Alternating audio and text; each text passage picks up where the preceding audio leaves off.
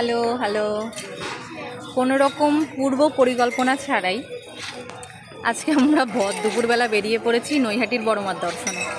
জানি না দর্শন পাবো কি না, কারণ শুনেছি বড়মার দর্শন নাকি মানে ভাগ্য থাকতে হয়, কিংবা বড়মা ডাকলে তবেই তার দর্শন পাওয়া যায়।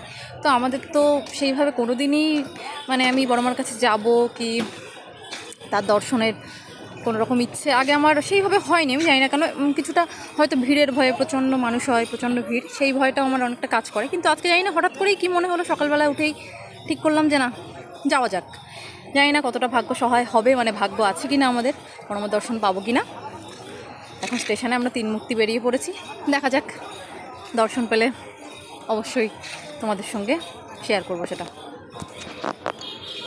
নৈহাটি নেমে গেছি, এবার গন্তব্যের উদ্দেশ্যে রওনা দিচ্ছি। হেঁটে হেঁটে রাস্তাঘাট তো স্টেশনের এখানে তো খুব বেশি পরিমাণ লোকজন দেখছি না, আছে, কিন্তু দেখা যাক এখন কাছাকাছি যাওয়ার পরে কতটা ভিড় হয়। আমার বাকি দুজন আমাকে ছেড়ে চলে যাচ্ছে, আমি তো দাঁড়িয়েছিলাম, আমাকে ছেড়ে চলে যাচ্ছে।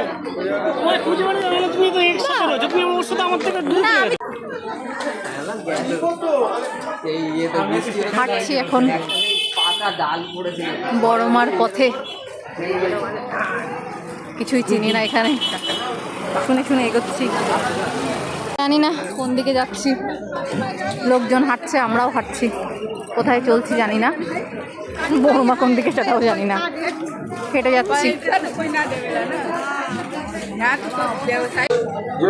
নৈহাটি গঙ্গার পাড়ে চলে এসছি আমরা, সম্ভবত এখন জোয়ার চলছে।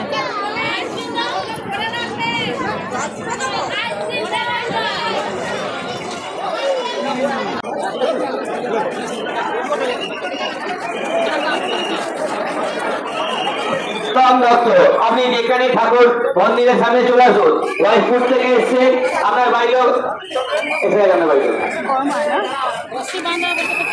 সমস্ত ভক্তদের জানানো হচ্ছে আপনারা কেউ মন্দিরের সামনে কেউ ভিড় করবেন না, আপনারা আস্তে আস্তে এগিয়ে যান, আরেকজনের টাকার জন্য সুবিধা করে দেন।